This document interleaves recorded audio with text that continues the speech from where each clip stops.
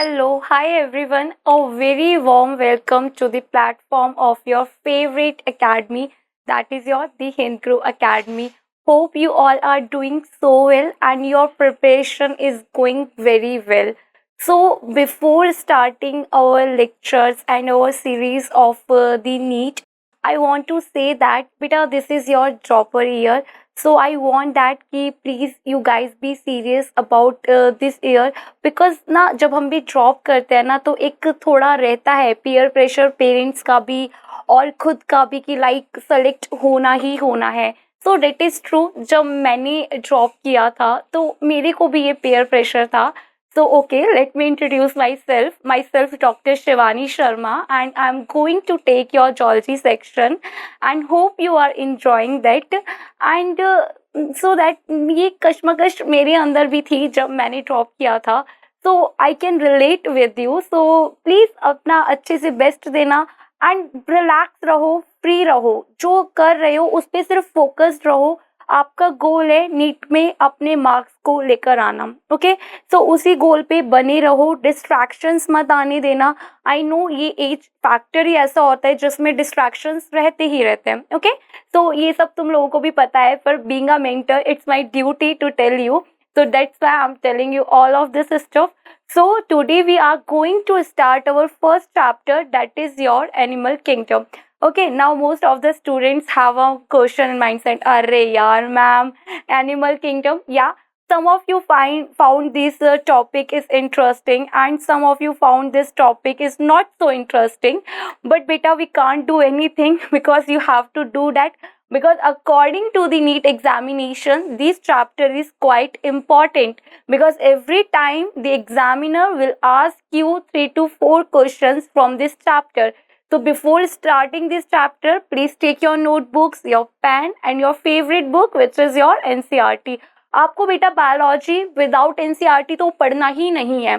अगर हम ट्रेंडिंग देखेंगे तो कैसे एग्जाम पेपर्स आते हैं, आपके पूरा NCERT होता है. जो थोड़ा बहुत एक्स्ट्रा होता है वो हम अपने सेशंस में कवर करेंगे. Okay, do not worry about that, but yes please be attentive in your entire lecture. Okay, so before starting that chapter, the topic which I'm going to elaborate you, that is your the basis of classification. Okay, इस chapter में से बेटा आपको examples और basis of classifications में से आपको पूछ लेंगे उसके characteristics and उसके examples.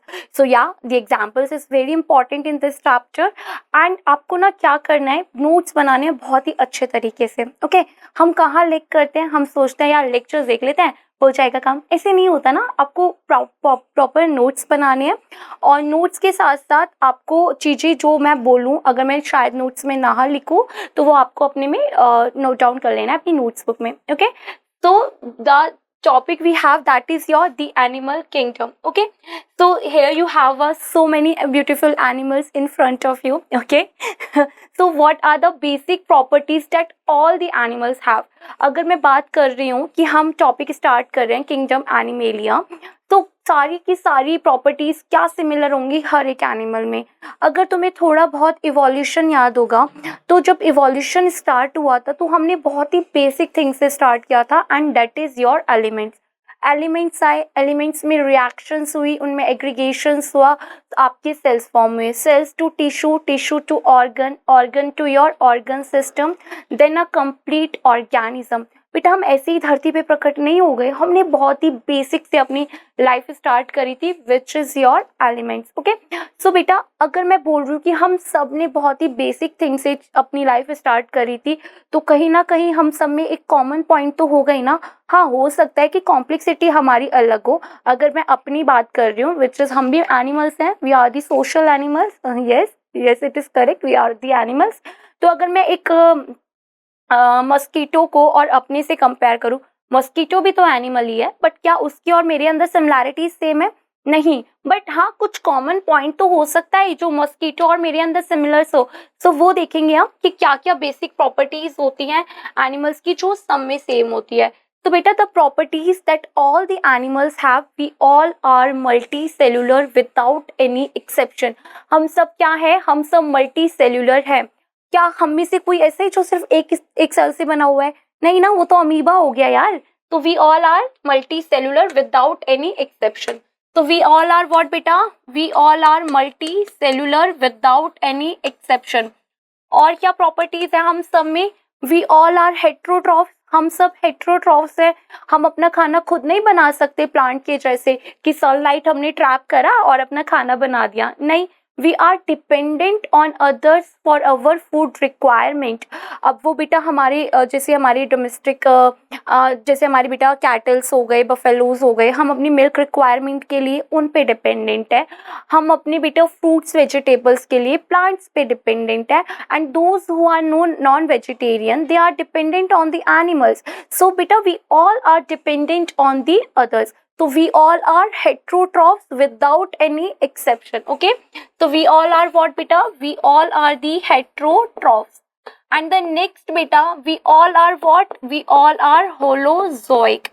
Now beta, the terms are very important in the biology. If you know the meaning of the term, the things is very simple for you.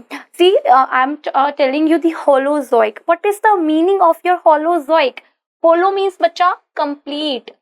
Holo means complete, and zoic word we are using with respect to what? With respect to the animals. So beta holozoic, if I am talking the holozoic, here I am talking about the mode of nutrition. कभी confuse नहीं होना बेटा, holozoic क्या है? It is our mode of nutrition. Holozoic is what beta? It is the mode of nutrition. Okay, it is what? It is your mode of nutrition. So what is holozoic? We eat the complete food. Yes or no?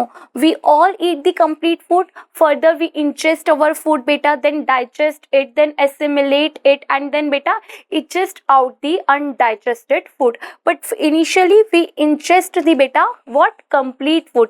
Then we show the process of the ingestion, digestion, absorption, assimilation, and the egestion. So that's all particular part your comes into the holozoic mode of nutrition. Okay, so and there are lots of common thing which is included in all the animals.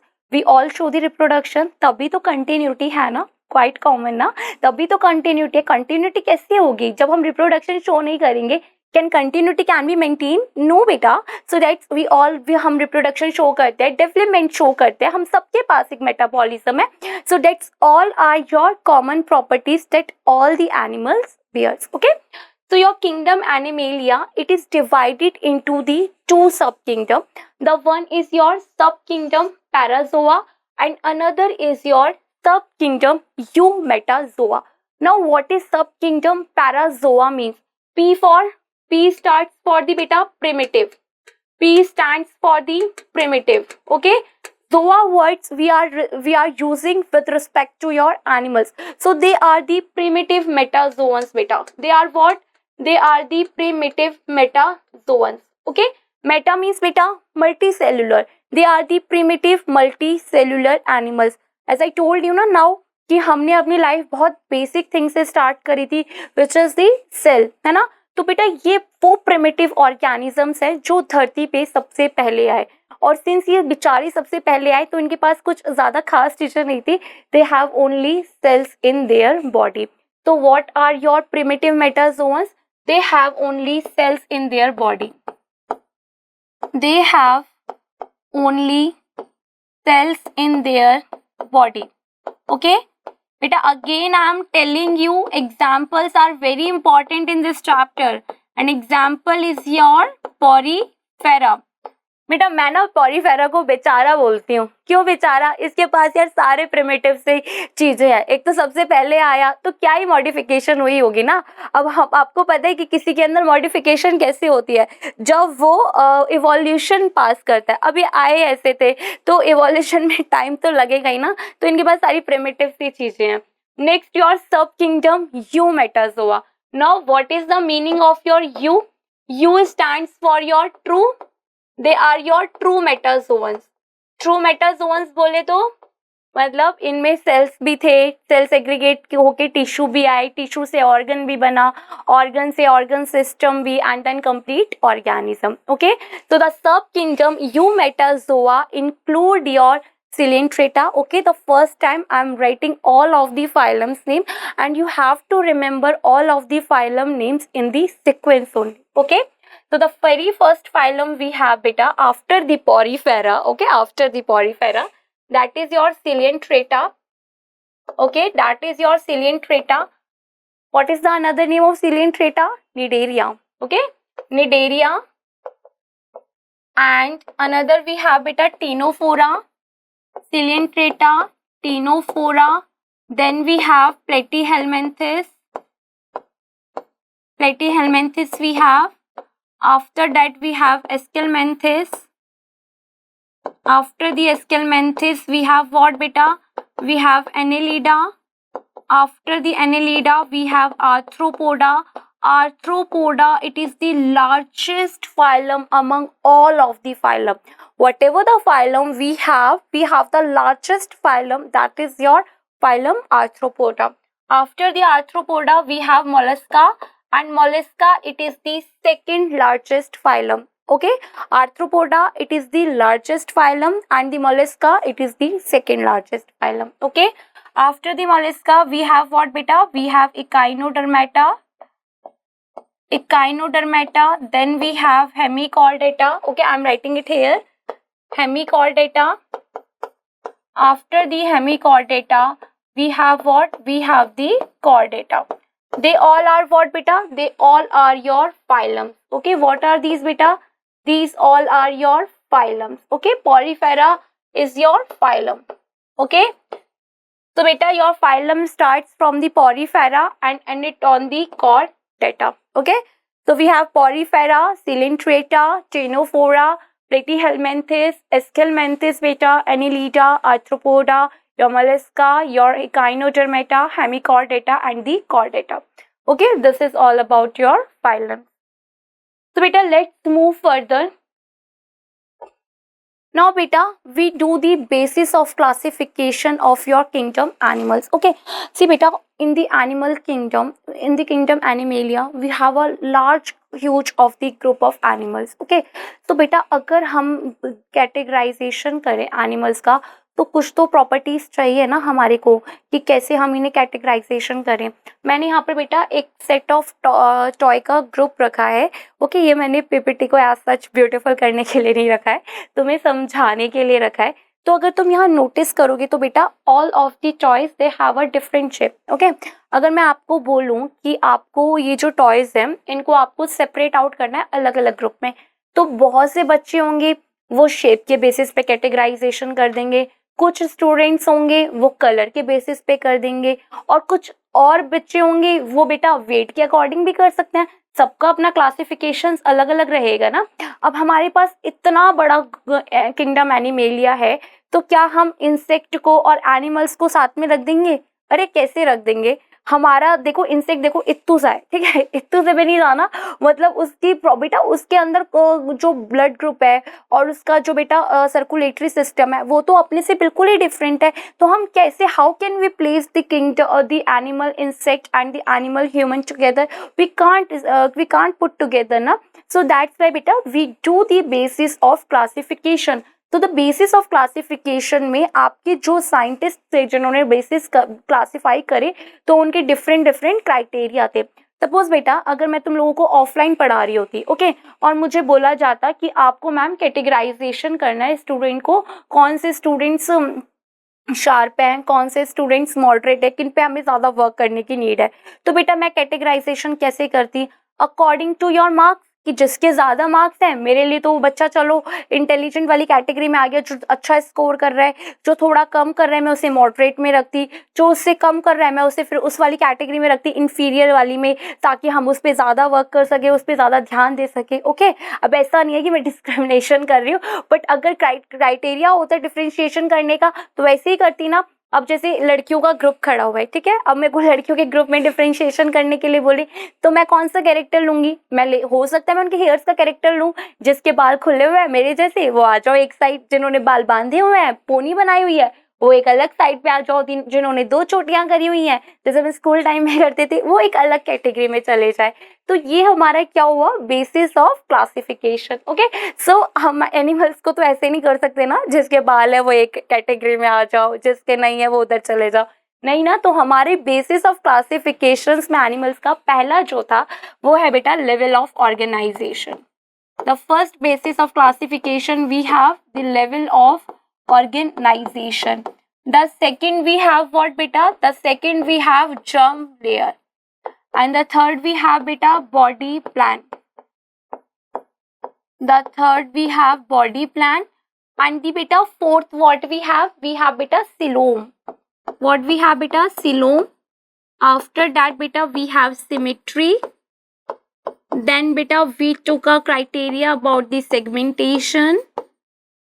After that beta we have what? The last one, that is the presence or the absence of the notochord.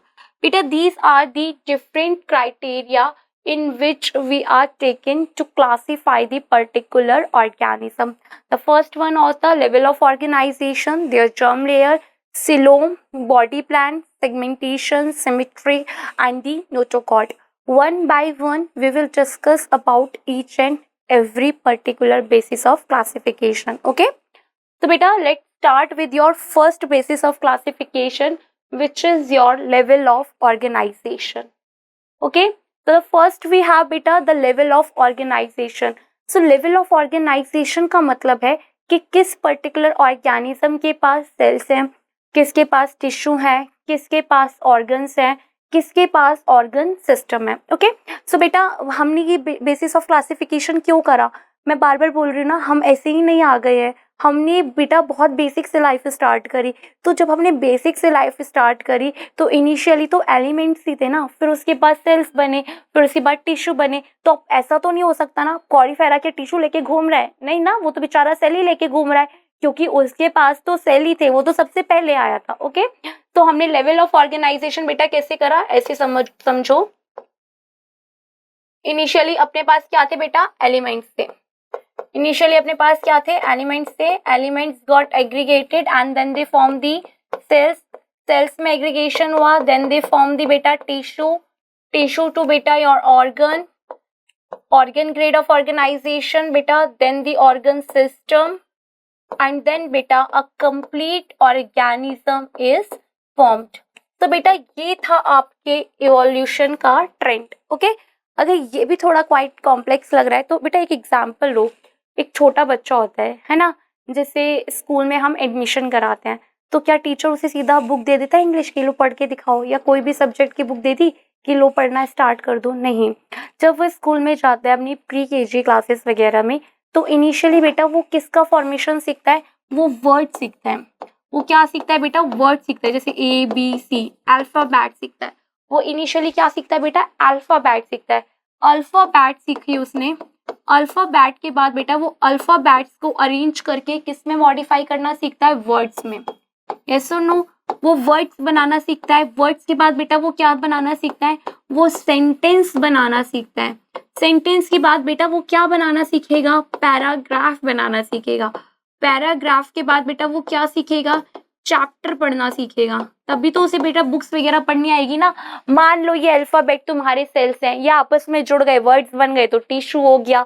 Sentence बेटा organ मान लो, paragraph organ system मान लो, और chapter एक organism मान लो। ऐसे बेटा ये trend चलता है ना बच्चे का भी, तभी तो उसे पढ़ना वढ़ना आता है। अब बेटा the level of organisation, the first we have that is your the cellular level of organisation. Okay, the first we have cellular, the first we have beta cellular level of organization. Okay, we differentiated this level of organization into the 4 categories. The one is your cellular level of organization, and the second is your tissue level of organization.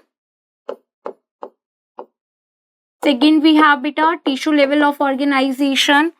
The third we have the organ grade. We have it organ grade of organization here, and in the fourth bacha we have what? We have the organ system. Okay, अब बेटा नाम से तो तुम्हें idea लग ही गया होगा किसके पास क्या क्या स्टफ होगा। अगर मैं बात कर रही हूँ cellular level of organisation, so they have only cells in their body. Only cells are present in their body. Okay, only cells are present in their body. And बेटा ऐसा बेचारा फाइलम कौन है आपका? That is your example Porifera, है ना? यही तो है बेचारा फाइलम जो सबसे पहले आया और प्रिमिटिव सी चीजें हैं। नेक्स्ट बेटा the tissue level of organisation. For the very first time we have seen tissue level of organization in your phylum Coelenterata.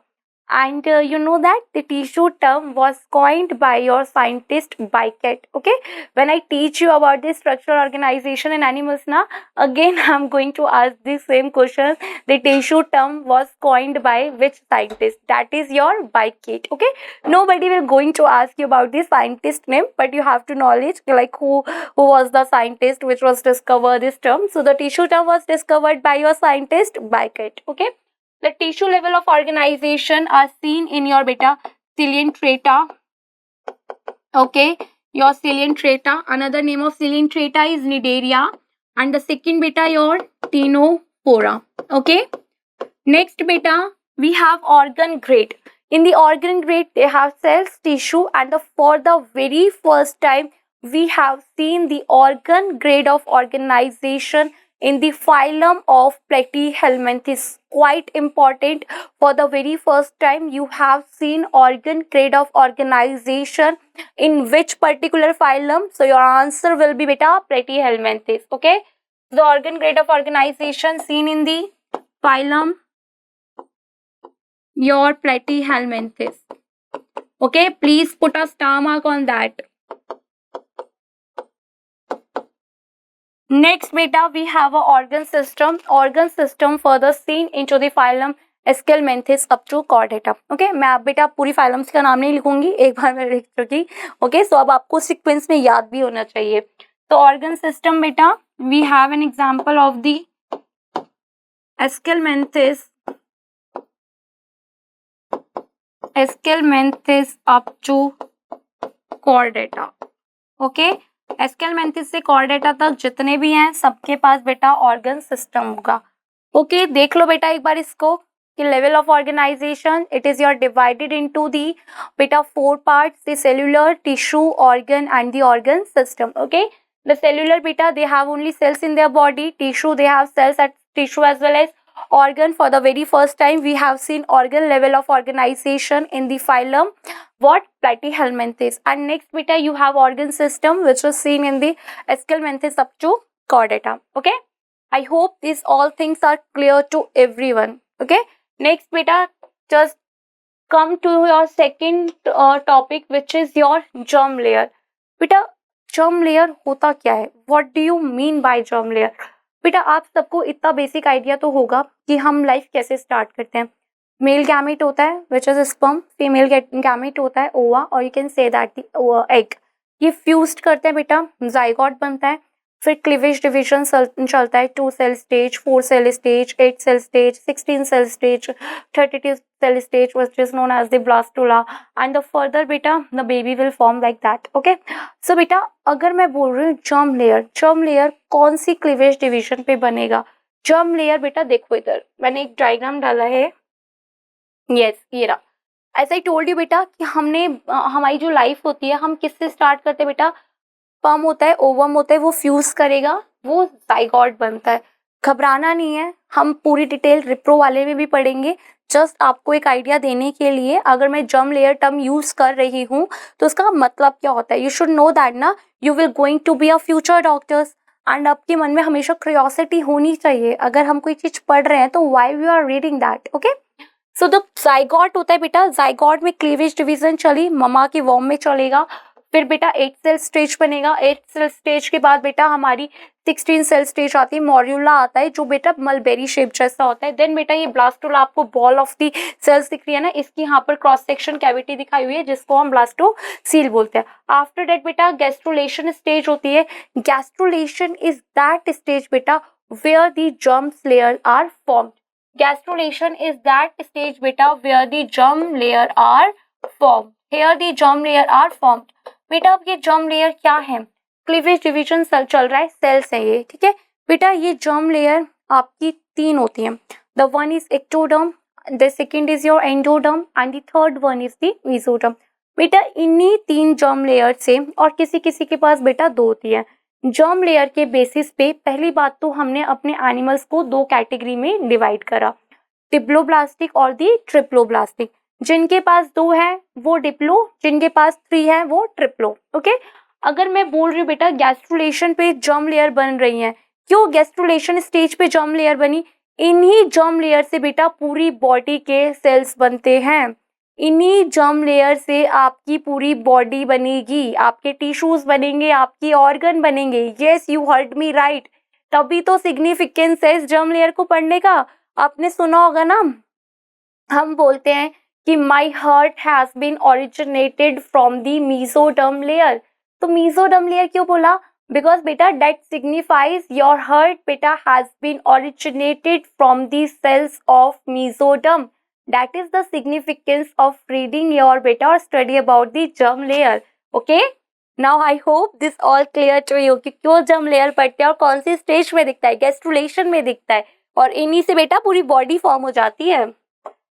अब देखो बेटा germ layer, as I told you, जिसके पास 2 germ layer वो Diplo, duplicate 1 का double, तो ऐसे लगा लो.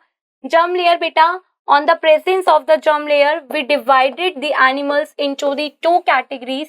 The one is your diploblastic. The one is your beta diploblastic and the second beta triploblastic. Okay? The second is your beta triploblastic. बेटा यहाँ पर image है. अब if this image is not clear to you, just open your NCERT book because there is, you have a picture of this. Okay? So beta, this is the image of the diploblastic organism and this is the image of the triploblastic organism. I am labeling it up. It is what beta? It is the diploblastic and this is your beta triploblastic. Okay, ये आपका बेटा diploblastic हुआ, ये आपका triploblastic हुआ. बेटा जो diploblastic organisms होते हैं, एज आई टोल्ड यू बेटा, 2 germs layer they have beta ectoderm and the endoderm. The purple one you have seen, that is the outer germ layer which is known as the ectoderm. Okay, for the endoderm beta I am using this pink one. Beta the gray one layer you have seen here, that is what? That is the endoderm layer. Okay, beta here they have also a third layer, but this third layer is a gel like structure. Okay, if you notice the ectoderm and the endoderm, they have cells. So they have 2 germ layer, ectoderm and the endoderm which is cellular. cells है उसके अंदर, but इनके पास third layer भी है जिसको हम बेटा क्या बोलते हैं? Mesoglea. That you pink, the pink one you see here ना, that is what बच्चा? That is the mesoglea. But mesoglea में बेटा कोई सेल वेल नहीं है, इसमें बेटा जेल लाइक स्ट्रक्चर है. मीजोग्लिया है बेटा gelatin, or you can say that it is the gel like structure. No cell is present in this particular part beta. No cell is present in this particular part. If I talk about the beta, this triploblastic, they have beta the first layer which is ectoderm, that purple one. The gray one they have what beta? Endoderm. Second इनके पास endoderm है ना. अब यहाँ पर देखो third layer में sales दिख रहे हैं ना, तो बेटा तीनों लेयर्स हैं, तीनों ही सेल्यूलर है. ठीक है, 3 लेयर है, तीनों ही सेल्यूलर है. एंड ये पिंक वन बेटा कौन सी हो गई आपकी? मीजोडर्म. ओके बेटा, टिप्लो में 2 हो गए, ट्रिप्लो में 3 हो गए. ट्रिपल यार 3, डिप्लो 2, एक का डुप्लीकेट दूसरा 2. सो बेटा इसमें तीनों ही लेयर्स हैं विच इज सेल्यूलर. इसमें 2 लेयर है जो आपकी क्या है बेटा? सेल्यूलर, बट थर्ड वन भी है विच इज नॉन सेल्यूलर. तो अगर कोई पूछे what is the difference between the diploblastic and the triploblastic germ layer, तो just simply say that the diplo have the 2 germ layer, ectoderm and the endoderm. Triploblastic organism have 3 germ layer, ecto, endo and the mesoderm. Okay, the another difference that you told that the ecto have 2 germ layer which is cellular, but yes they do have a third layer which is non-cellular in nature, but they consist of the three particular structure and they all are cellular in nature. Okay beta, so diploblastic beta, they have two germ layer they have beta. The one is your ectoderm and the second is endoderm. And these two, ectoderm and the endoderm, what they are beta? They are cellular in nature. They are cellular in nature. They have beta mesoglia. But mesoglia is what beta? Mesoglia is a gel-like structure. Mesoglia is what beta? It is a gel-like structure. That why we can't consider them as a layer.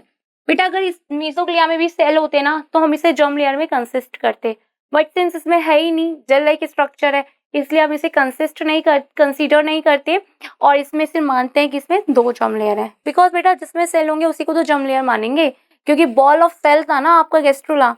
अब बेटा cell ही तो germ layer बना रहा होगा, बिना cell के तो क्या ही बनेगा।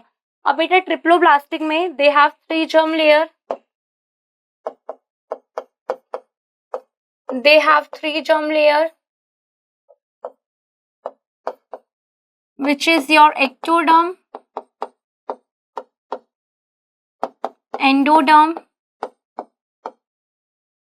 and the mesoderm.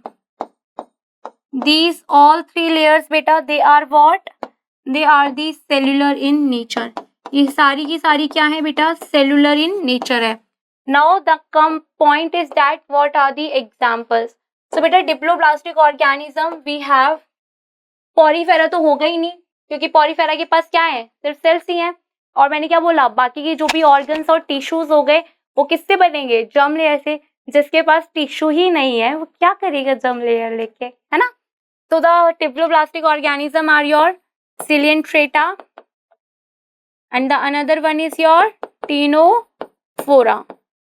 These are the examples of your diploblastic organism. Come to beta your triploblastic. In the triploblastic beta you have the example of the Platyhelminthes up to Chordata. Platyhelminthes up to Chordata. बेटा अगर आप notice करोगे तो इन दोनों के बीच में आपको gap दिख रहा होगा, which is known as the primitive gut. Which is known as what? Which is known as the primitive gut. This is what? This is the primitive gut. Okay. So beta just see once more what is your germ layer. What type of a germ layer we have? We have two germ layer, your diplo and the triplo. Okay. Diplo have two cellular layers. Triplo have three cellular layer. Okay. The example Coelenterata and the Ctenophora. Notice करा जब हमने tissue level of organisation पढ़ा तो Coelenterata and Ctenophora तब भी साथ था, अभी भी ये यहाँ पर डिप्लोब्लास्टिक में साथ आया। तो बेटा अब हम जब भी आगे से क्लासिफिकेशन करेंगे ना, ये दोनों बेस्ट फ्रेंड साथ में आने वाले हैं। देखो कुछ चीजें कितनी इजी होती है याद करने के लिए। ये दोनों बेस्ट फ्रेंड्स हैं, साथ साथ रहते हैं। ठीक है, भाई बहन मैंने क्यों नहीं बोला, क्योंकि सिबलिंग्स तो फाइट करते हैं, तो बेस्ट फ्रेंड्स मान लो, बेस्ट फ्रेंड्स साथ रहते हैं ना, जस्ट लाइक दैट। ओके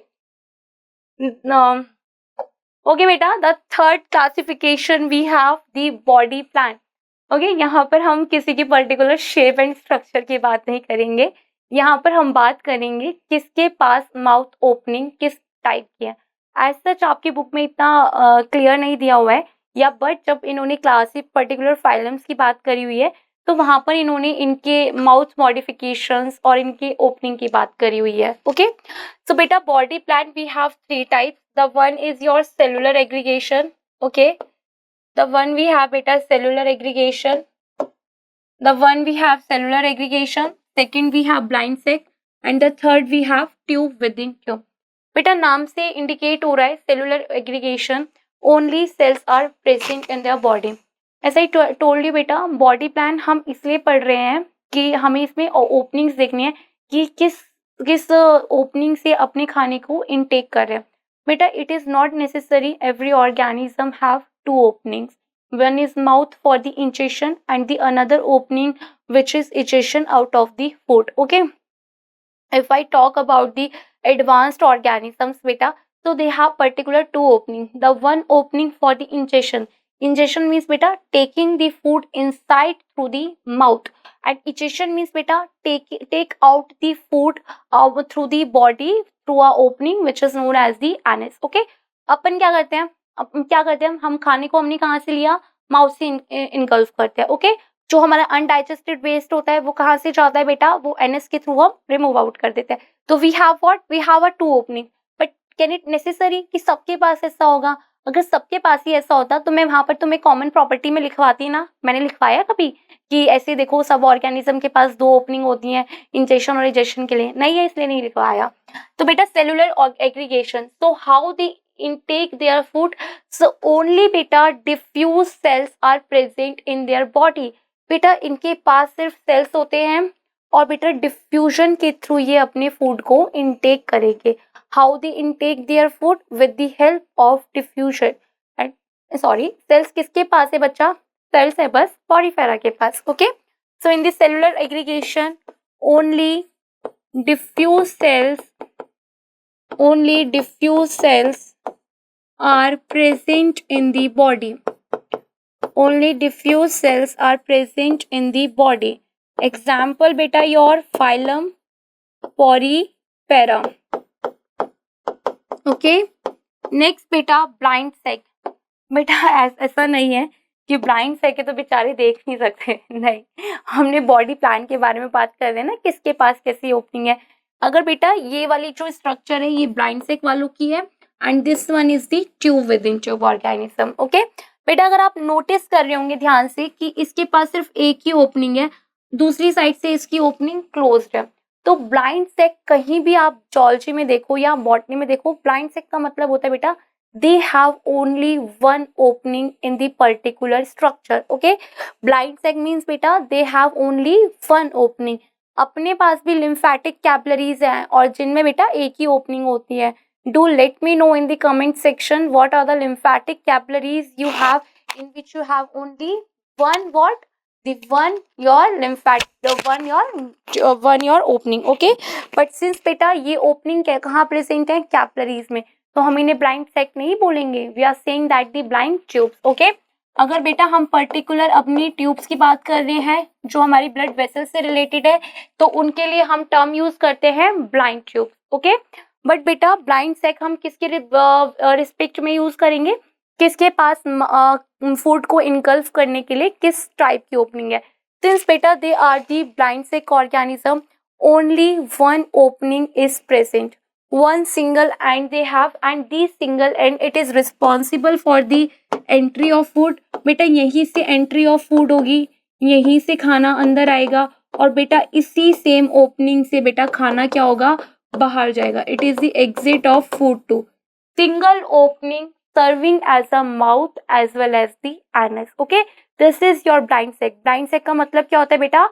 जिनके पास सिर्फ एक ही ओपनिंग होगी, दूसरा एंड तो क्लोज्ड है. देखो मटके जैसी बॉडी लग रही है ना, एक ही ओपनिंग है ना, इसी ओपनिंग से सब कुछ अंदर आ रहा है, इसी ओपनिंग से सब कुछ बाहर जा रहा है. Okay, so we can write it like that बेटा, single opening serving as mouth as well as anus. Okay, what are the examples of that beta? Very important examples we have. Examples you have beta Coelenterata. अब Coelenterata की बात कर दी है तो आपका दूसरा क्या आ जाएगा? Ctenophora. And the third we have beta Platyhelminthes. The third we have what beta? Third we have Platyhelminthes. Okay, बेटा tube within tube. अब बेटा मेरे पास वो वाला पेन नहीं है, जो ट्रांसपेरेंट पेन आते हैं ना, आपने देखा होगा ट्रांसपेरेंट पेन में बॉडी होती है, उसके अंदर रिफिल होता है. ऐसे ही बेटा बॉडी के अंदर इनसाइड द बॉडी वॉल एक एलिमेंट्री कैनाल का प्रेजेंट होना. बॉडी के अंदर बॉडी वॉल है, उसके अंदर एलिमेंट्री कैनाल का प्रेजेंट होना. ट्यूब के अंदर ट्यूब, जस्ट लाइक डब्बे में डब्बा, या इट मेक अ सेंस, डब्बे में डब्बा जैसा होता है ना. अब बेटा देखो ह्यूमन बॉडी है ना, यहाँ में ह्यूमन बॉडी है बेटा. ह्यूमन बॉडी के पास क्या होता है? हमारी बेटा बॉडी वॉल होती है, बॉडी वॉल के अंदर अपने पास क्या है बेटा? एलिमेंट्री कैनाल है. अपनी एलिमेंट्री कैनाल बेटा कहाँ से स्टार्ट होती है? Our alimentary canal starts from the mouth बेटा, माउथ पे शुरू होती है और एंड कहाँ पर होती है बेटा, एनस पे एंड होती है ना। अपने पास बेटा 2 ओपनिंग है, one opening is responsible for ingestion and another opening is responsible for the ejection. Okay, so beta here you can see that they have outer body, inside the body beta they have another alimentary canals. Okay, so they have beta 2 ends now, the one responsible for the mouth, one opening responsible for beta mouth. Okay, you can write it like that beta. They have 2 separate opening, one act as a mouth and another act as a anus. Okay, they have 2 separate opening, they have 2 separate opening, one act as a mouth, one act as a mouth and another act as anus. मैंने आपको बोला बेटा 2 opening होती हैं, दोनों opening में एक mouth की तरह एक्ट करेगी, दूसरा एनस की तरह एक्ट करेगी. ठीक है, अपने से रिजेंबल करो अगर लग रहा है भाई क्या आ गया है. अपने पास ही बॉडी है, आउटर बॉडी, फिर बॉडी वॉल है, उसके अंदर आपकी एलिमेंट्री कैनाल प्रेजेंट है. अपनी एलिमेंट्री कैनाल बेटा कैसे स्टार्ट हुई, माउथ से शुरू होगी और एनएस पे जाके खत्म हो जाएगी. तो 2 सेपरेट ओपनिंग है ना, एक बेटा खाने को अंदर लेने के लिए एंड एक अनडाइजेस्टेड फूड को बाहर फेंकने के लिए. So the example we have in the tube within tube, that is beta your example Aschelminthes,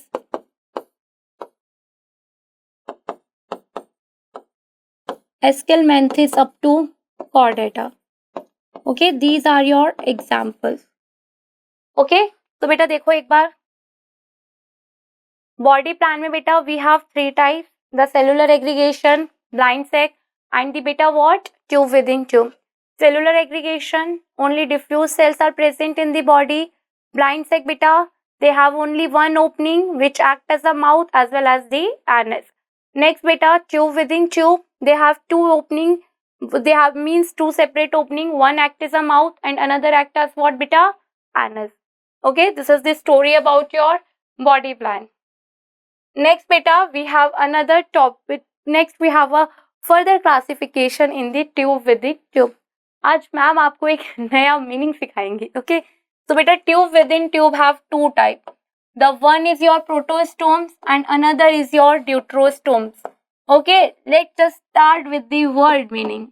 protostomes, P stands for yes primitive, P stands for the primitive.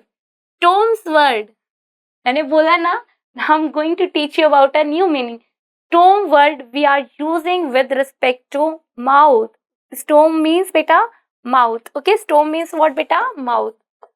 तो primitive तो नाम से इंडिकेट हो रहा है ना कि मतलब यहाँ पर किसकी ओपनिंग पहले दिखेगी बेटा, माउथ की.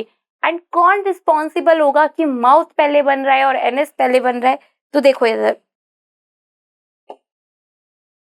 ये बेटा आपको पर्टिकुलर स्टेज मैंने दिखाई थी अभी समझाने के लिए, जर्म लेयर. अगर बेटा आप यहाँ देखोगे गैस्ट्रुलेशन के बाद यहाँ पर आपको एक पोर दिख रहा होगा. ओके, यहाँ पर बेटा आपको एक पोर दिख रहा होगा जिसको हम क्या बोलते हैं, ब्लास्टोपोर. क्या बोल रहे हैं बेटा, ब्लास्टोपोर. ब्लास्टोपोर वो ओपनिंग होती है गैस्ट्रुलेशन स्टेज में जहाँ से सेल्स बेटा अंदर की तरफ एग्रीगेट कर रहे होते हैं. यहाँ देखो बेटा, यहाँ सेल्स क्या कर रहे हैं, यहाँ सेल्स अंदर की तरफ जा रहे हैं. बेटा यही ओपनिंग रिस्पॉन्सिबल होती है माउथ के लिए और एनएस के लिए. If blastopore forms the mouth first, that is your protostomes, because P stands for the primitive and stomes word we are using for the mouth. Am I clear बेटा? Protostomes, किसको protostomes बोलेंगे बेटा हम, if the blastopore forms the mouth first. Okay, so the protostomes are what beta, and who is responsible for the opening of beta mouth and the anus? So always comes in your mind, that is your blastopore. Okay, here beta what happened, blastopore forms the mouth first. Okay, who forms the mouth first here beta, blastopore. And the example is your Aschelminthes up to mollusca.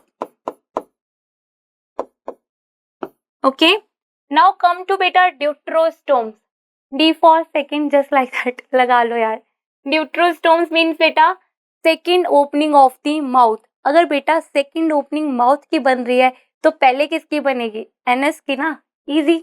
So blastopore forms the anus first. Here what happened बेटा? Blastopore forms the anus first. And the example is your beta. Yes, echinodermata up to chordata. Okay. So my beautiful students, just do remember that tube within tube have two types, the protostomes and the deuterostomes. Protostomes, blastopore forms the mouth first. Deuterostomes, very simple, D for second लगा लो यार, क्या जा रहा है? Blastopores here forms the anus first, and examples is your echinodermata up to chordata. Let's move further with your next particular classification, that is your coelom. What do you understand by the coelom? Coelom is the body cavity. Coelom is what beta? Coelom is the body cavity.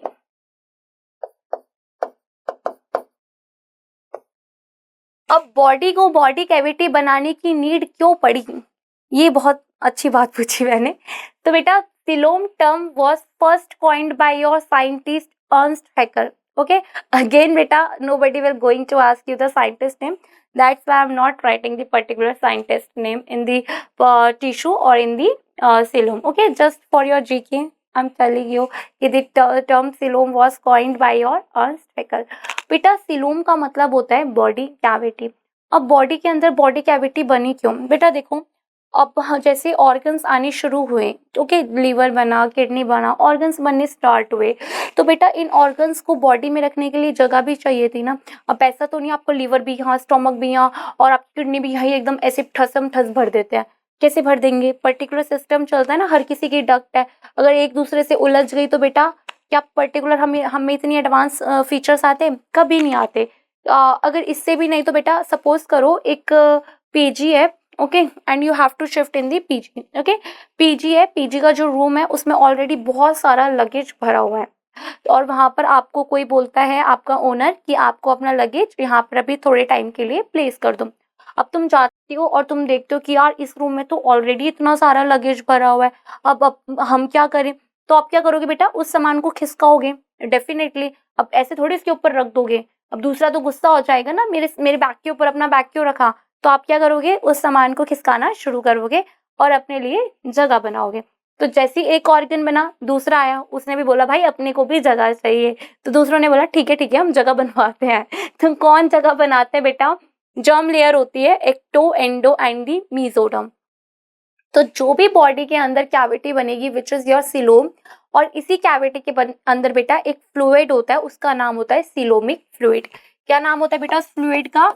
Coelomic fluid. तो बेटा कौन से sales shift होंगे? अब तुमने बेटा वहां पर बैग शिफ्ट करे तो अपने लिए जगह बनाए. अब यहाँ बैग थोड़ी है बॉडी के अंदर.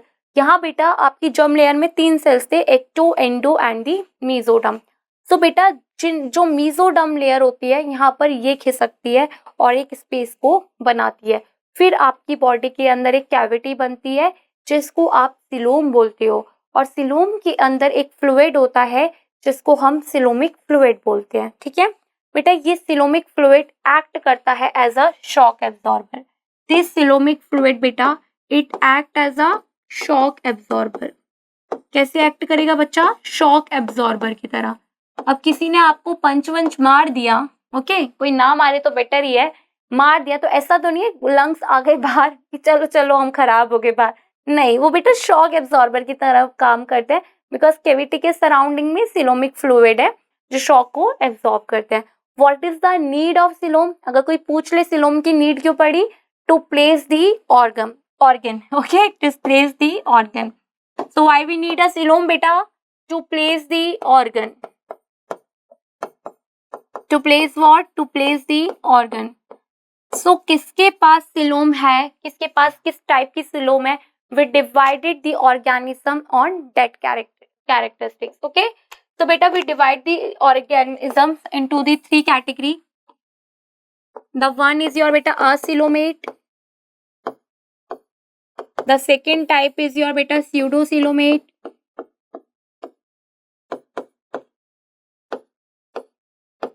And the third one beta your eucoelomate. बेटा हमने तीन कैटेगरीज में पर्टिकुलर ऑर्गेनिजम्स को डिवाइड करा. द वन योर बेटा acoelomate, the second your pseudocoelomate and the third one is your eucoelomate. बेटा नाम से ही पता चल रहा है acoelomate. एक ए मीन्स क्या हुआ बेटा? Absence of the coelom. इनके पास बेटा सीलोम होगा ही नहीं, इनके पास सीलोम होगा ही नहीं. अब तक तो तुम्हारे दिमाग में आंसर आ गया होगा किसके पास सीलोम नहीं होगा. मैंने क्या बोला कि सीलोम किससे बनती है? जब मीजोडर्म के सेल खिसकते हैं. पॉरीफेरा के पास तो लेयर ही नहीं है, तो वो तो असीलोमेट बाय बर्थ ही है. फिर सिलिंट्रेटा और टीनोफोरा, ये तो बेटा दो जर्म लेयर के साथ हुए, बट ये थर्ड जर्म लेयर के साथ नहीं हुए. तो acoelomate organism is your example is your बेटा पॉरीफेरा, सिलिंट्रेटा, योर बेटा टीनोफोरा. एक धमाकेदार एग्जाम्पल्स और बताऊं, विच इज योर बेटा प्लेटीहेलमिन्थेस. प्लेटीहेलमिन्थेस.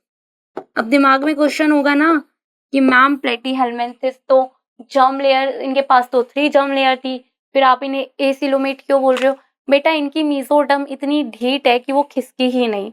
वो बेटा कैसी थी? सॉलिड मीजोडर्म थी, उसने स्प्लिटिंग शो नहीं करा. और देखो एक बहुत इजी सा एग्जाम्पल है जिससे आप अच्छे से समझ सकते हो. बेटा जब हमारे जो एंसेस्टर्स थे उन्होंने फायर का इन्वेंशन किया था, तो बेटा वो फायर को कैसे प्रोड्यूस करते थे? By rubbing the two stones. Stones को ऐसे करते थे और फायर को प्रोड्यूस करते थे. क्या बेटा हमारे घर में हमारी मदर्स या जो भी लोग आग वाग जलाते हैं, क्या वो पत्थर लेके बजाते हैं? मैंने तो नहीं देखा. They are using match sticks और the lighters which we are using in the kitchen ना. तो बेटा मॉडिफिकेशन हुई. जिसके पास बेटा जो चीज पहले ऑर्गन कहाँ से आना शुरू हुआ था? प्लेटीहेलमिन्थेस से. तो बॉडी को नहीं पता था इवोल्यूशन करना है. मैंने बोला ना इवोल्यूशन चलता रहता है, तभी तो tissue to organ, organ to organ system. तो जब बॉडी को नीड लगी कि हाँ चलो यार कैविटी बनानी चाहिए, ऑर्गन्स आने लगे हैं, तो मीजोडर्म लेयर खिसकने लगी. That's why beta platyhelminthes is your acoelomate. If someone asks you what's the reason behind that, simply say that they have a solid mesoderm. Why platyhelminthes beta? They have a solid mesoderm. They have what beta? They have the solid mesoderm. बेटा यहाँ पर आप ये 3 structures देख रहे हो. Okay, ये क्या है बेटा? ये acoelomate की है. ये स्ट्रक्चर अभी मैंने आपको दिखाई थी ना, जो ट्रिप्लोब्लास्टिक थे.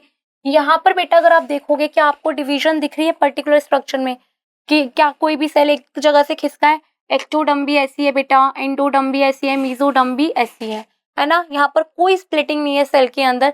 That's why they are the acoelomate organism. अब बेटा ये 2 स्ट्रक्चर भी दिख रही है ना. ये वाली किसके बेटा? ये pseudocoelomate की है. That belongs to the pseudocoelomate and that one belongs to the eucoelomate. That one belongs to the eucoelomate and that you all know that that belongs to the beta acoelomate, or you can say that the acoelomate. Beta, what's the circle in between beta? That is the primitive gut. What is it? It is the primitive gut. And beta layer you all know that the purple one is your ectoderm.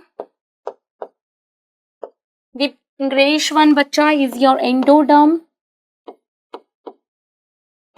The pink one beta, it is your mesoderm. अब बेटा difference देखो pseudocoelomate और eucoelomate में बेटा. This is your pseudocoelomate. यहाँ पर आपको बेटा mesoderm के पाउचेस दिख रहे होंगे. यहाँ ये पाउच लाइक स्ट्रक्चर दिख रही है ना बेटा. These are what? These are the pouches over the endoderm layer. यहाँ पर बेटा आपको कंप्लीट स्प्लिटिंग दिख रही होगी. That's why they are the eucoelomate.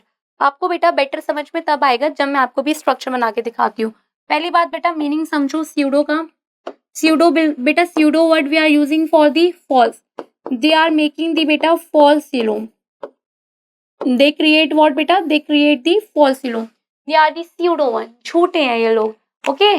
झूठा नहीं बनना बेटा, दुनिया में देखे ना बहुत से स्यूडो लोग घूमते हैं, आपको कैसा बनना है बेटा, यू बनना है आपको। यू मीन्स बेटा ट्रू सिलोम दे हैव। अब बेटा देखो how the eucoelomate is formed. Suppose बेटा this one is your inside layer which is your endoderm, ये आपका प्रिमिटिव गर्ट हो गया, ये आपकी एंडोडर्म की लेयर हो गई। फिर बेटा हम एक अंदर एक आउटर बना देते हैं विच is your ectoderm, okay, this one is what beta, this one is your ectoderm।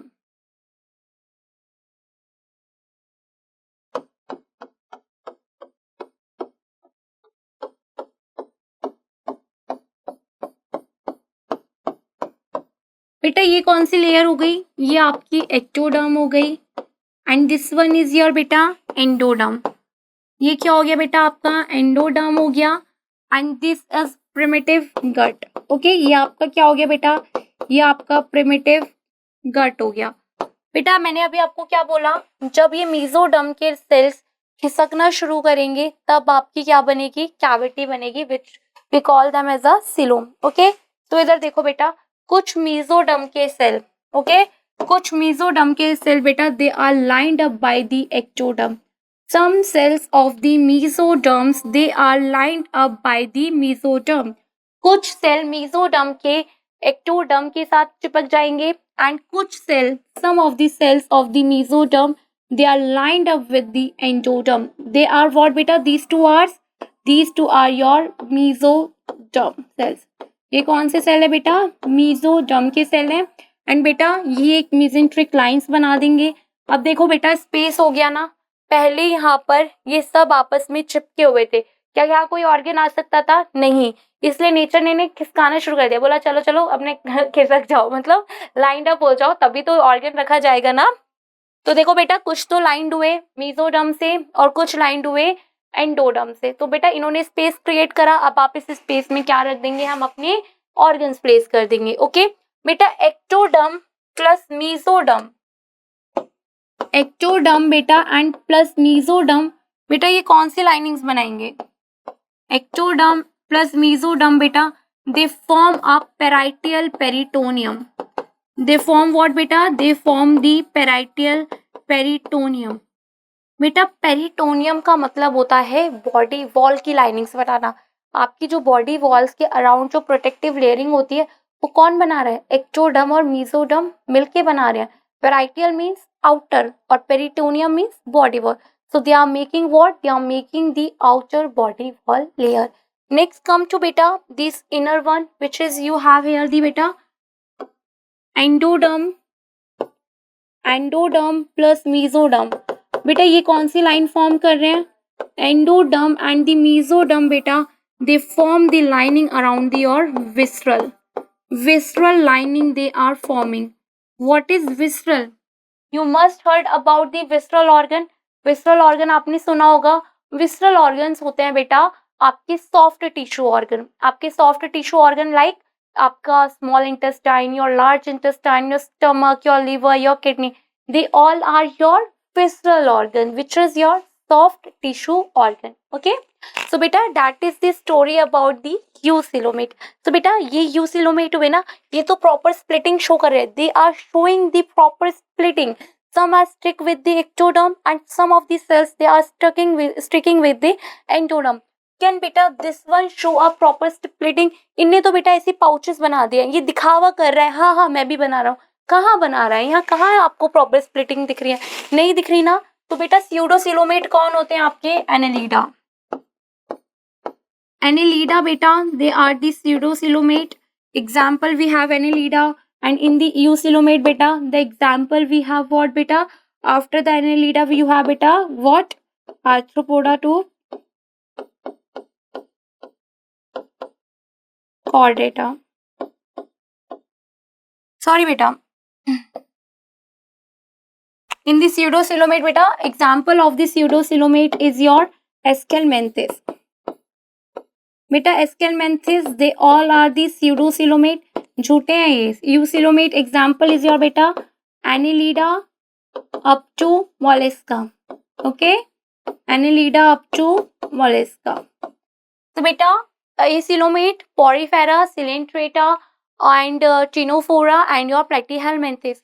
Platyhelminthes, yes, they do have a three-germ layer, but yes, these the third one, which is Mesoderm, they have a solid type. That's why they don't show any splitting. Let's come to the pseudocoelomate. They forms the false coelom because they are just making the pouches over the layer of endoderm. That's why we can't consider them as a true coelomate, because if it is your true coelomates, they have to show a proper splitting, which they don't show. That's why we are putting them into what category? Into the pseudo one. They are the false one. They are just showing that like they are forming the coelom, but they are not forming actually. So the pseudo is your Escalmanthus and the U1 is your beta what? The Annelida up to Chordata. Okay. Further beta, U coelomate have a type. Yes. What is the definition of your coelom? It is lined up by mesoderm on the both sides. Okay. If someone asks you about the definition, what is the definition of mesoderm? It is lined up by what beta? Mesoderm lined up by both sides, ecto and the endo. Next beta, come to your eucoelomate. Eucoelomate further divided into the two categories. The one is your beta schizocilome. The one is your beta schizocilome and the another is your beta enterocoelome. Okay, बेटा श्राइसोसिलोम और एंटेरोसिलोम क्या difference है? Entero को बेटा कैसे याद रखोगे? E for enteroderm and बेटा E for enterocoelom and E starts for your endoderm. बेटा देखो दोनों में आपको रिजल्ट सेम ही मिलेंगे. यूसिलोमेट का मतलब ही होता है कि वो प्रॉपर स्प्लिटिंग को शो करे, चाहे वो शाइजो हो चाहे वो एंटीरो हो, दोनों में सेम रिजल्ट आएगा. The difference in their splitting, बेटा डिफरेंस आता है कि वो कैसे स्प्लिटिंग शो करते हैं. अब फॉर एग्जाम्पल बेटा दो बच्चे हैं, दोनों बच्चों को गवर्नमेंट मेडिकल कॉलेज मिला, they are getting the same college. Okay बेटा, after the clearance of their NEET examination they getting the same college and बेटा सेम कॉलेज मिला उन्हें, बट बेटा उनकी जो प्रिपरेशन थी उसमें तो डिफरेंस हो सकता है ना. हो सकता है कि किसी ने बहुत ज्यादा हार्ड वर्क करा हो सकता है कि उस बंदे को ऑलरेडी वो ज्यादा एडवांस्ड हो तो उसे इतना एफर्ट डालने की जरूरत ना पड़ी हो, किसी ने बहुत ज्यादा एफर्ट पुट करे हो. सो यहाँ पर भी ऐसा होता है. जब हम एंटेरो की बात करते हैं तो एंटेरो भी स्प्लिटिंग करता है, बट एंटेरो स्प्लिटिंग क्या कैसे करेगा? पहले एंटेरो पाउचेस बनाएगा ऐसे. पहले बेटा एंटेरोसिलोम में क्या होगा? एंटेरोसिलोम में पहले मेसोडर्म की लेयर पाउचेस बनाती है एंडोडर्म के ऊपर. Entero means enterocoelom and E for your endoderm.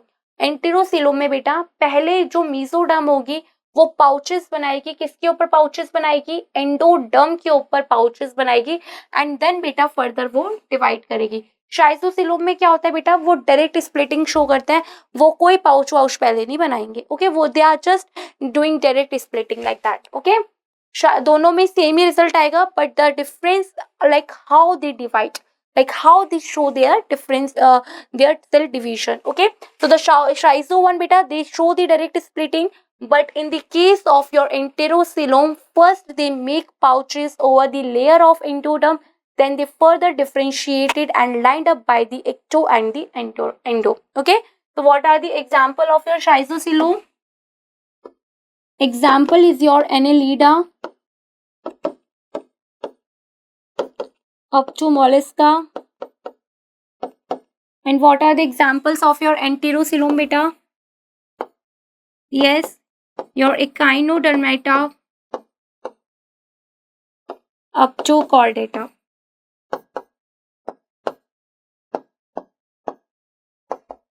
Okay beta,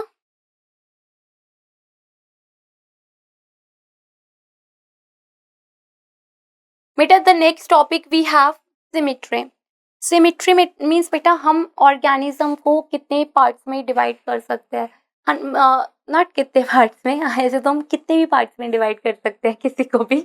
okay तो सिमिट्री बेसिकली मीन्स दैट बेटा कि हम ऑर्गेनिज्म को एक पर्टिकुलर सिमिट्री से कट करके can we get their two equal half.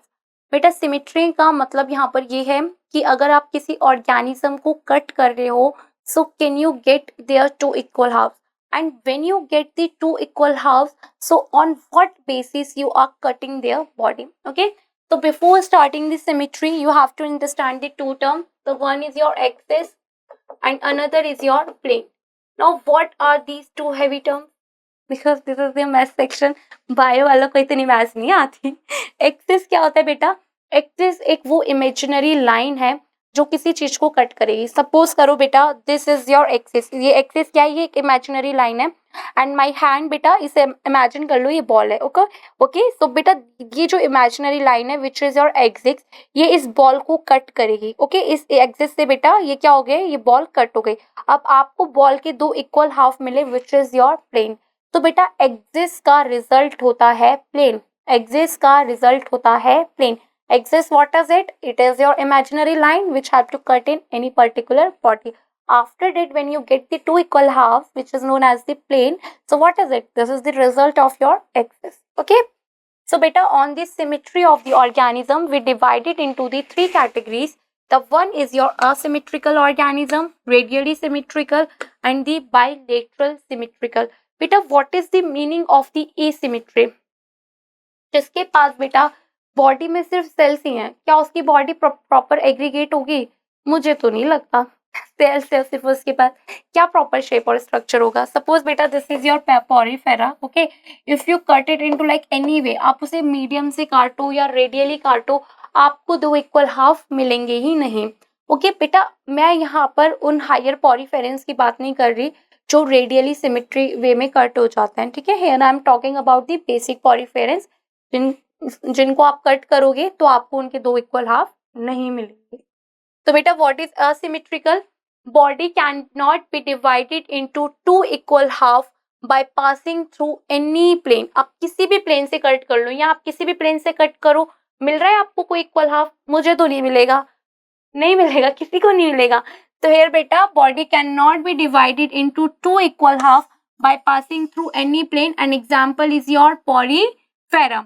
बेटा radially symmetrical, body can be divided into two equal half. बेटा यहाँ बॉडी डिवाइड हो सकती है दो इक्वल हाफ में, but by passing through any central axis. Okay, यहाँ बेटा आप सेंट्रल एक्सिस या किसी भी प्लेन से कट करो, आपको दो इक्वल हाफ मिल जाएंगे. ये आपके एनसीईआरटी में इमेजेस शो करी हुई है.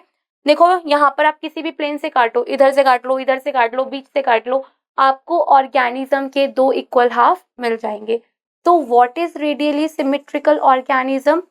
Body can be divided into two equal half by passing through any axis, or you can use the term or the central axis, and then you get the two equal surfaces. And the example is your Coelenterata and the Ctenophora, and the one very important example, that is the Echinodermata adult. What is it beta? Echinodermata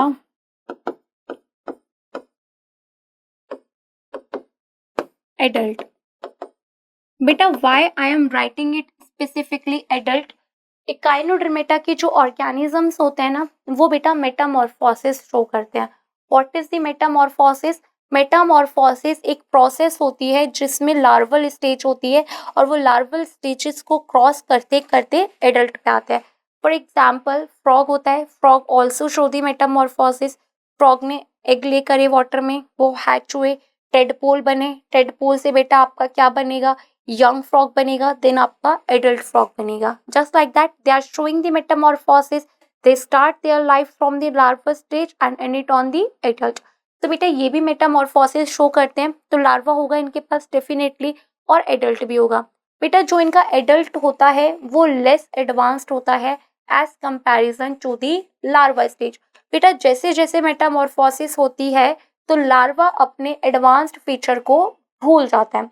बेटा अब देखो ऐसे example लो, अब जो मैं हूँ बेटा और आप लोग हो, तो आप लोग मेरे से ज़्यादा एडवांस्ड हो. आप मेरे से किस वे में ज़्यादा एडवांस्ड हो? You needs a new technology rather than me. आप लोग आजकल ऑनलाइन स्टडीज़ कर रहे हो, हमारे टाइम पे इतना नहीं था ये वाला कल्चर ऑनलाइन स्टडीज़ का. तो बेटा somewhere you are advance than me. Okay, but अब देखो एक लगाओ बच्चा है, छोटे में वो बहुत इंटेलिजेंट है और छोटे में वो अच्छा स्कोर कर रहा है, पर बड़े होते होते उसके स्कोर कम होते जा रहे हैं. तो वो क्या हुआ? उसने अपने एडवांस फीचर भूल गया ना वो. तो इसलिए जब ये लार्वा स्टेज में होते हैं, इनके पास बेटा क्या होते हैं, एडवांस फीचर। जैसे जैसे बड़े होते हैं बेटा अपने एडवांस फीचर भूल जाते हैं। जैसे बड़े हुए बच्चे बस दिमाग इधर उधर चलने लग गया, यहाँ चला लो वहां चला लो, और बस पढ़ाई से हटके कुछ और ही कर रहे हैं ऐसे लगा लो। तो इकाइनोडर्मेटा बेटा adult they cut into the radially symmetrical. बेटा where is your bilateral symmetrical, यहाँ पर बेटा you have a term and condition, you can get the two equal half of the body but by passing through only one plane। आपके पास यहाँ term and conditions है, यहाँ आपके पास radially में टर्म एंड कंडीशंस नहीं है। आप कहीं से भी कट करो you get the two equal half, but here if you want the two equal half तो you have to cut the body only one plane. Okay बेटा, अगर मैं ये जो आपकी स्ट्रक्चर दे रखे इसे मैं कैन यहाँ से कट करूंगी तो क्या मुझे दो इक्वल हाफ्स मिलेंगे? नहीं मिलेंगे। I have to pass it through the median. अगर ह्यूमन बॉडी है बेटा, ह्यूमन बॉडी को किसी मीडियन ही कट करोगे तभी तो दो इक्वल हाफ मिलेंगे, ऐसे ही करोगे ट्रांसवर्सली क्या मिलेंगे? नहीं मिलेंगे बेटा। तो body can be divided into two equal half by passing through only one plane. Very important example is your platyhelminthes up to chordata and the echinodermata larval stage। बेटा very important, please put a star mark on that. Question आता है Echinodermata की कौन सी stage radially cut होती है and कौन सी stage bilaterally cut होती है, तो आपको पता होना चाहिए। सिमेट्री के बेसिस पे भी हमने ऑर्गेनिज्म 3 पार्ट्स में डिवाइड करे हैं बेटा, asymmetrical and your radially your bilateral. Asymmetrical में बेटा क्या हुआ, body can not be divided. Radially में body can be divided by passing through any plane और दी सेंट्रल एक्सिस। एंड बेटा बाइलेटरल में body can be divided, but here you have a what? Terms and condition. You have to pass the you have to cut the body through only one plane. Okay. Next beta we have segmentation. Okay, segmentation beta, here you can see the earthworm body. In the earthworm body you can see the beta the small segments na. These small segments are known as the metameres. Okay, suppose this is your earthworm and as I told you beta earthworm is your segmented organism. Segmented means beta you can see the segment outside the body. Okay, and beta these each segment it is known as the metamere. These each segment is known as the metamere. Beta in some animals what is segmentation? Just to read this line. In some animals the body is externally and internally divided into segments with a serial repetition of at least some organism. For example, your earthworm. Okay, in some beta the earthworm show this pattern and this pattern is known as the metameric segmentation and this whole phenomena is known as the metamerism. अब इसका क्या मतलब है? इसका ये मतलब है कि मेटामेरिक सेगमेंटेशन क्या होती है बेटा? मेटामेरिक सेगमेंटेशन वो सेगमेंटेशन होती है जिसमें ऑर्गेनिज्म को आपको बेटा एक्सटर्नली भी सेगमेंट्स दिखेंगी और इंटरनली भी सेगमेंट्स दिखेंगी। इंटरनली सेगमेंट्स कैसे बेटा? इंटरनली सेगमेंट्स आपको ऐसे देखने के लिए मिलेंगी बेटा कि अगर आप एक्सटर्नली जैसे अर्थवर्म को मैं आपको देखने से ही सेगमेंट्स देखने के लिए मिल रही है, जब आप अर्थवर्म की बॉडी को डाइसेक्ट करोगे after doing the dissection of the earthworm body तो आपको बेटा इंटरनली भी सेगमेंट्स देखने के लिए मिलेंगी। इसलिए ऐसी सेगमेंटेशन को क्या बोलते हैं बेटा? Metameric segmentation, in which the organism is externally and internally divided into the certain segments and this is known as what beta? The metameric segmentation. Now beta come to the metamerism. ऐसा ही बेटा देखो इन्होंने क्या बोला है कि and a serial repetition of at least some organism, some organs. आपको यहाँ पर कुछ organs की repetition देखने के लिए मिलेगी। अर्थवर्म क्या होता है बेटा आपका? अर्थवर्म आपका बाइसेक्सुअल ऑर्गेनिज्म होता है। क्या होता है बेटा? बाइसेक्सुअल ऑर्गेनिज्म होगा। So they have both beta male and the female in the single one. Okay, so बेटा अगर आपको एक मेटामेयर में यहाँ पर कुछ ब्लड वेसल्स और दी नर्व्स और बेटा कुछ मसल्स मिल रही है और अगर आप थोड़ा दूर और चल के आते हो और फिर अगेन कुछ मेटामेयर्स में आपको यही same pattern of blood vessels, nerve और मसल्स का देखने के लिए मिल गया तो इसको हमने क्या बोलेंगे? इस कंप्लीट फिनोमिना को मेटामेरिज्म। अब बेटा ये तो बाइसेक्सुअल है ना, तो फीमेल के पास भी तो नर्व्स और ब्लड वेसल्स होंगी, जो ऊपर वाले के पास है वही नीचे वाले के पास है है नहीं, यही बात है ना। तो बेटा जरूरी नहीं है, इसलिए उन्होंने क्या बोला, एटलीस्ट कुछ रिपीटेशन तो दिखनी चाहिए। अब आपको जरूरी नहीं बेटा हर मेटामियर में दिखेगी। अगर देखो बेटा ये इसकी कंप्लीट बॉडी है, तो हर बॉडी में आपको ये सेगमेंट दिख रही है। एक सेगमेंट को मैंने क्या बोला, मेटामियर। अगर इस सेगमेंट में ब्लड वेसल्स और नर्व और मसल्स हैं, अगर यही same kind of blood vessels, nerve और मसल्स एक अलग सेगमेंट में दिखने के लिए मिल जाए, तो इस कंप्लीट फिनोमिना को मेटामेरिज्म बोलेंगे। अब बेटा ये किस में देखने के लिए मिलता है, एनेलिडा, बिकॉज अर्थवॉर्म किससे बिलोंग करते हैं बेटा, एनेलिडा से। एनेलिडा मीन्स बेटा एन्यूल्स। एनेलिडा रखा ही क्यों गया है इसका नाम, क्योंकि एन्यूल्स का मतलब होता है रिंग्स, और इनकी बॉडी के बाहर आपको देखने के लिए मिलती है सेगमेंट्स जो रिंग जैसी लगती है। देन बेटा arthropoda and the chordata. Now ma'am chordata, humans are also metameric segmented, how? ये है नहीं सेगमेंट, दिख नहीं रही है सेगमेंट्स फिंगर्स के ऊपर, लाइंस है ना, ये क्या है, सेगमेंट्स ही तो है। और इंटरनली भी सेगमेंट्स प्रेजेंट है आपके मसल्स पे और आपके कुछ पर्टिकुलर ऑर्गन्स के ऊपर। एंड अब बोलोगे मैम हमारे पास तो कोई रिपीटेड ऑर्गन नहीं है, you have a 12 pair of ribs. ये 12 पेयर ऑफ रिब्स क्या कर रही है, रिपीटेड ही तो है। तो बेटा we also have metameric segmentation, and we also beta showing this some repetition of at least some organs. Okay beta, now come to the pseudocoelomate organism. Not pseudocoelomate, pseudometamerism। बेटा एक होती है मेटामेरिज्म जिसमें externally and internally body divide होती है segments में, और आपको कुछ रिपीटिशन दिखती है ऑर्गन्स की। ओके जैसे मैंने बोला ह्यूमन बॉडी है, आउट एक्सटर्नली सेगमेंट्स दिखी, इंटरनली भी हमारी कुछ मसल्स में सेगमेंट्स होती हैं। ओके एंड हमारे पास भी बेटा रिपीटेशन ऑफ ऑर्गन है, like we have a 12 pair of ribs. What are they are on the repeating manner. And the another example I have given you, that is the earthworm. Okay बेटा pseudo का मतलब क्या होता है, false। They are showing the false metamerism. They are showing what बेटा, they are showing the false metamerism। बेटा कब वो ट्रू मेटामेरिज्म होगी, जब उसकी बॉडी एक्सटर्नली और इंटरनली डिवाइडेड होगी। बट यहाँ बेटा बॉडी सिर्फ एक्सटर्नली सेगमेंट होती है, जब हमने उसको क्रॉस सेक्शन करके देखा तो हमें बॉडी में सेगमेंट नहीं देखने के लिए मिला। तो ये तो पागल बना रहे थे, पर हमने इनकी चोरी को पकड़ लिया। Pseudometamerism, only external segmentation is present beta, and that is your Taenia solium, which is the tapeworm। tapeworm कौन है भाई, एंडोपैरासाइट है, डिसीज कॉज करता है, ह्यूमन हेल्थ एंड डिसीज में पढ़ेंगे, ठीक है। Taenia solium बेटा which cause the disease in the humans, and it is what, it is the endoparasite। okay the next topic we have beta notochord, very important। notochord is what beta, it is a rod like structure which present at the during the time of your embryonic development। बेटा notochord क्या करता है, support और posture provide करता है body को। जरूरी नहीं है हर किसी के पास नोटोकॉर्ड हो, कुछ पर्टिकुलर फाइलम में ही नोटोकॉर्ड है, ठीक है। जिनके पास नोटोकॉर्ड होगा उनको हम कॉर्डेट्स बोलेंगे, जिनके पास नोटोकॉर्ड नहीं होगा they are non chordates. Okay so what is notochord? First of all beta, the very important origin of notochord, origin of notochord is beta mesoderm। what is the origin of your notochord? Mesoderm, very important। notochord is a mesodermally derived rod like structure। mesoderm बोला है तो बेटा इसका मतलब क्या है, notochord has been originated from the cells of mesoderm। notochord is mesodermally derived rod-like structure formed on the dorsal side during the embryonic development। कब बनती है ये, embryonic development में।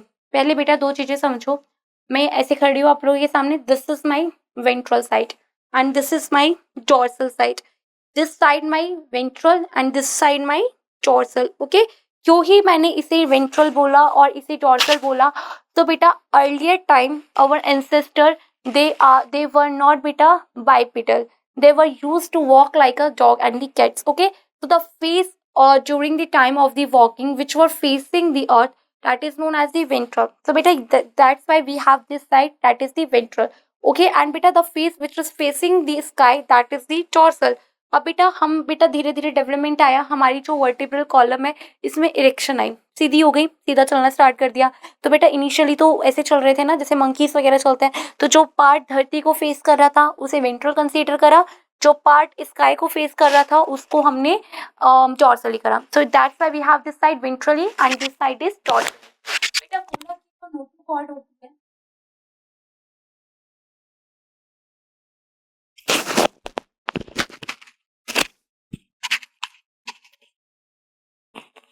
बेटा बोला कि जो साइड होती है आपकी मीजोडर्म होती है वो एम्ब्रियोनिक डेवलपमेंट में प्रेजेंट होते हैं, ठीक है।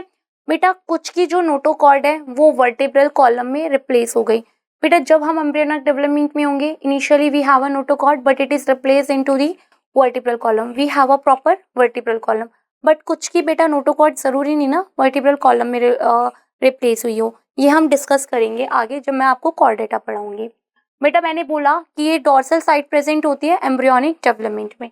बेटा ये एक पर्टिकुलर बॉडी है कॉर्डेट की, तो जो ऊपर आपको येलो में दिख रहा है it is what, it is the nerve cord. ये क्या है बेटा, नर्व कॉर्ड। ये कौन सी साइड हुई बॉडी की, this is the dorsal side of the body and this is the ventral side of the body. This is the dorsal side of the body. It is the ventral side of the body. Dorsal side, what you have, beta? Nerve cord we have. After the nerve cord, beta, the orange one, we have what, beta? We have orange one, which is known as the notochord. Okay. Ventral side क्या present है बेटा? ये pharyngeal gill slits. What are these? These are beta pharyngeal gill slits. ये क्या हुए बेटा, फेरेंशियल gill slits हुए। बेटा इसको हम पोस्ट एनल टेल बोल देते हैं। More detail I will tell you in the phylum Chordata, ठीक है। यहाँ मैं बस आपको एक बेसिक बता रही हूँ। ये एक पर्टिकुलर कॉर्डेट की स्ट्रक्चर है, इसकी बॉडी बेटा कैसे दो पार्ट्स हुए, dorsal and the ventral. Dorsal side बच्चा क्या प्रेजेंट है, nerve cord and the notochord. बेटा क्वेश्चन ओरिजिन से आता ही आता है, what is the origin of notochord, that is your beta mesoderm. What is the origin of your beta nerve cord? Nerve cord का origin होता है बेटा ectoderm. What is the origin of nerve cord beta, ectoderm? And what is the origin of notochord beta? That is the mesoderm. Okay. अब बेटा जरूरी नहीं हर किसी के पास नर्व कॉर्ड हो, क्यों बेटा, क्योंकि नर्व कॉर्ड डिवाइडेड हो गई है। Nerve cord it is differentiated into the brain and spinal cord. अपनी नर्व कॉर्ड किस में डिफरेंशिएटेड हुई, सबके पास ब्रेन है ना, brain and spinal cord. Next बेटा notochord, notochord is differentiated into the what बेटा, वर्टिब्रल कॉलम, जिसे हम रीढ़ की हड्डी भी बोलते हैं हिंदी में, वर्टिब्रल कॉलम। ओके तो बेटा see again, notochord is mesodermally derived rod like structure formed where beta, dorsal side of the body. Okay, during what, embryonic development. In some animals with notochords they are known as the chordates. Example of chordates beta, your chordata. Examples of chordates beta, chordata. And in which beta notochord is absent, in which beta notochord is absent, they are known as the non-chordates. बताओ example, मुझे सबको पता है examples. जब सिर्फ cord data ही chordates हैं तो non chordates कौन हो गए, example is your phylum Porifera up to yes Hemichordata. Okay Hemichordata की स्टोरी बताऊंगी कि इसके पास भी रॉड लाइक स्ट्रक्चर होती है बट ये कॉर्डेटा में नहीं आएगा, ठीक है बेटा। ये जो फेरेंजियल गिल स्लिट्स होते हैं ये भी फर्दर डेवलप्ड हो जाते हैं फेरिंग्स में, ये सब मैं आपको उसमें बताऊंगी कॉर्डेट्स में अच्छे से डिटेल में। यहाँ सिर्फ मुझे आपको बताना था कि नोटोकॉर्ड कहाँ प्रेजेंट होती है, डॉर्सली प्रेजेंट होती है। नर्व कॉर्ड भी कहाँ प्रेजेंट होती है, डॉर्सली। बेटा अगर वो आपको एग्जामिनर कंपेयर करके पूछे कि नर्व कॉर्ड के कंपैरिजन में नोटोकॉर्ड डॉर्सल है या वेंट्रल, तो फ्लो में भावनाओं में बह के डॉर्सली मत लगा के आना। अगर कोई मेरे आगे खड़ा हुआ है तो मैं उसके कंपैरिजन में क्या हो गई बेटा, पीछे हो गई, है ना। अगर कोई मेरे सामने खड़ा हुआ है तो वो तो मेरे लिए वेंट्रल ही है। अगर someone is standing in front of me और कोई मेरा कंपैरिजन करे कि मेरे कंपैरिजन में वो सामने वाला बंदा वेंट्रल है या डॉर्सल है, वो तो मेरे आगे खड़ा है ना, तो वो तो क्या हो गया, वेंट्रल हो गया, मैं तो उसके कंपैरिजन में पीछे ही हूँ, डॉर्सल हूँ। तो नर्व कॉर्ड और नोटोकॉर्ड का कंपैरिजन पूछे कि नर्व कॉर्ड के कंपैरिजन में नोटोकॉर्ड कैसा है, तो your answer will be ventral. अगर वो सेपरेट पूछ रहा है कि नोटोकॉर्ड कैसे प्रेजेंट होती है, तो डॉर्सली। ऐसे नहीं बोलना कि मैम ने बोला था वेंट्रल होती है, मैम ने ये भी बोला है कि अगर वो कंपैरिजन करे, अगर वो बोल रहा है ना नर्व कॉर्ड और नोटोकॉर्ड के कंपैरिजन में कैसा है, तो नर्व कॉर्ड के कंपैरिजन में नोटोकॉर्ड वेंट्रल है। बट अगर सेपरेटली पूछ रहा है नोटोकॉर्ड कैसा है बच्चा, तो नोटोकॉर्ड आपका डॉर्सल ही है। ओके बेटा, देखो ये क्या है, ये सुपीरियर डॉर्सल है एंड ये उसके बाद है। I hope this things clear to all of you. Next बेटा, the last topic of the today, that is the some important points. बेटा डाइजेस्टिव सिस्टम दो तरह का होता है, एक होता है कंप्लीट डाइजेस्टिव सिस्टम, एक होता है बेटा कंप्लीट डाइजेस्टिव सिस्टम, एक होता है बेटा इनकम्प्लीट डाइजेस्टिव सिस्टम।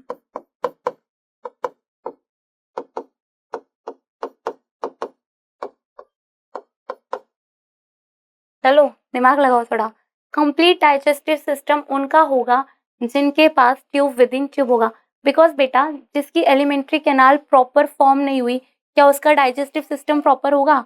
अब हम ह्यूमन है, हमारा तो कंप्लीट डाइजेस्टिव सिस्टम है, अपनी जो एलिमेंट्री कैनाल है माउथ से शुरू होके एनस पे खत्म हुई, तभी तो दो ओपनिंग हुई ना, एक माउथ के लिए एक एनस की।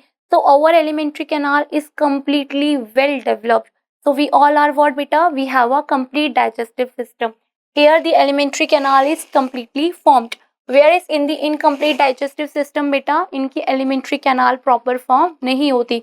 एंड कौन थे बेटा, वही एग्जांपल्स लगा दो इनकम्प्लीट वाले, याद तो हो गया आप, सिलिंट्रेटा, Ctenophora and the platyhelminthes.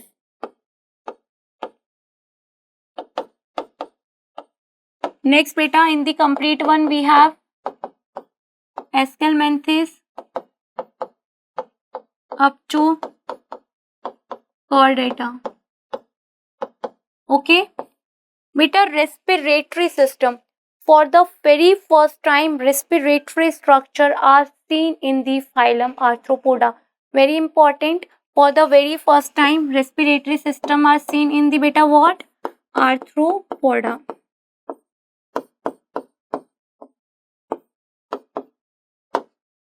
Next beta, circulatory system. We have two type of a circulatory system. The one we have beta open circulatory system. The one we have open circulatory system. The another we have beta closed circulatory system.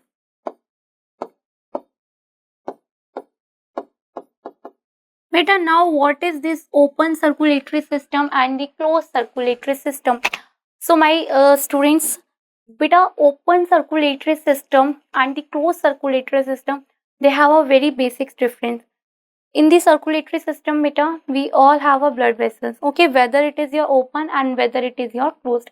बेटा open वालों के पास भी blood vessels होगी, closed वालों के पास भी blood vessels होंगी। Blood vessels आपकी क्या होती है, arteries, veins and the capillaries. Arteries beta which carries the blood away from the heart, then they merge into the capillaries, then your beta capillaries form the veins, veins beta towards the heart, arteries away from the heart, then they merge into the capillaries, capillaries further formed veins which is towards the heart. That is your complete circulatory system.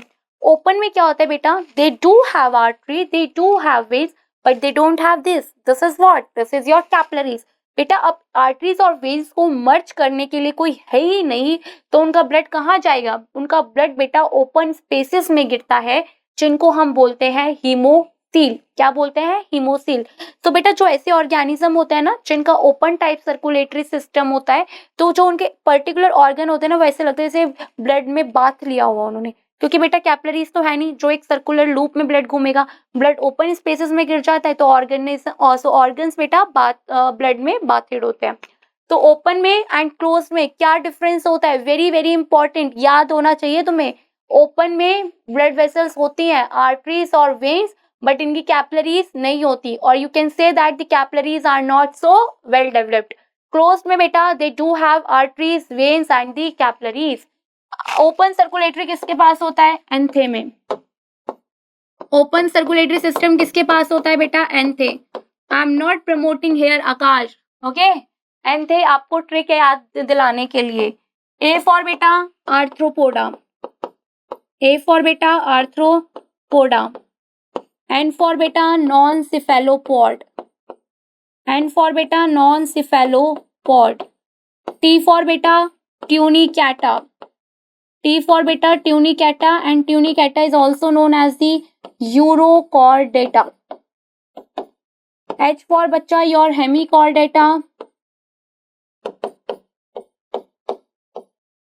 and E for बेटा, E for what बेटा? E for your echinodermata.